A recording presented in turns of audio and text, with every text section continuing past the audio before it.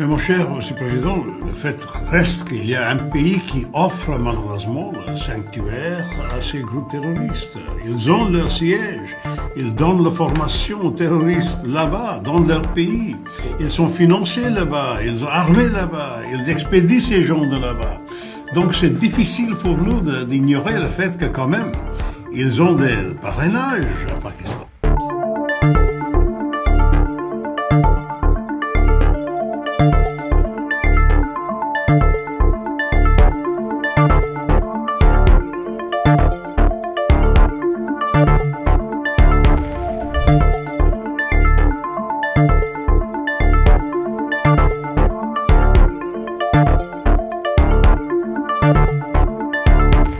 Quand Zelensky dit à Munich, voilà, nous voulons avoir l'arme nucléaire, c'est novembre, décembre, pas plus tard, ça c'est vraiment extrêmement dangereux pour notre sécurité nationale.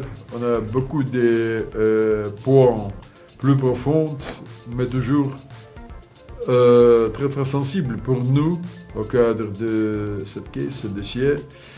Et voilà, décision du président Poutine pour commencer l'opération spéciale militaire, c'était absolument pas facile. Est-ce qu'on approche une conclusion ou est-ce que ça continue indéfiniment?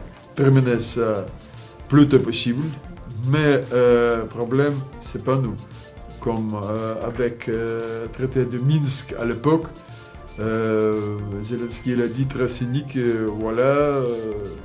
À l'époque, c'était quelques crans et nous ne voulons pas réaliser aucun paragraphe du traité de Minsk où on a la conférence président de 6 parlements. C'est Turquie, Iran, Russie, l'Inde, Pakistan et Chine. C'est intéressant ce format contre le terrorisme. Et on a déjà 6 fois quand on a fait ces conférences, 6 fois déjà. 7e, nous pouvons programmer pour l'année prochaine. On a à la fin de l'année prochaine les élections parlementaires, mais c'est pas grave tout ça. Je pense que nous pouvons inviter Numan Kurtulmuş, nouveau président du Parlement turc, les autres, et il faut voir la date et place. Et quand est-ce que vous envisagez? Cette année ou... Non, je pense que plutôt au début de l'année prochaine. Et quels sont les parlements que vous allez inviter? Maintenant, très très chaud.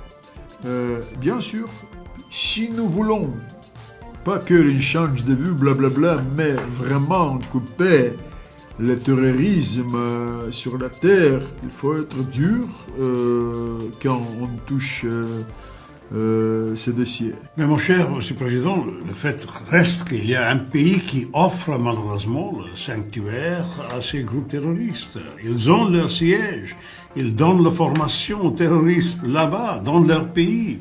Ils sont financés là-bas, ils sont armés là-bas, ils expédient ces gens de là-bas. Donc c'est difficile pour nous d'ignorer le fait que quand même, ils ont des parrainages à Pakistan.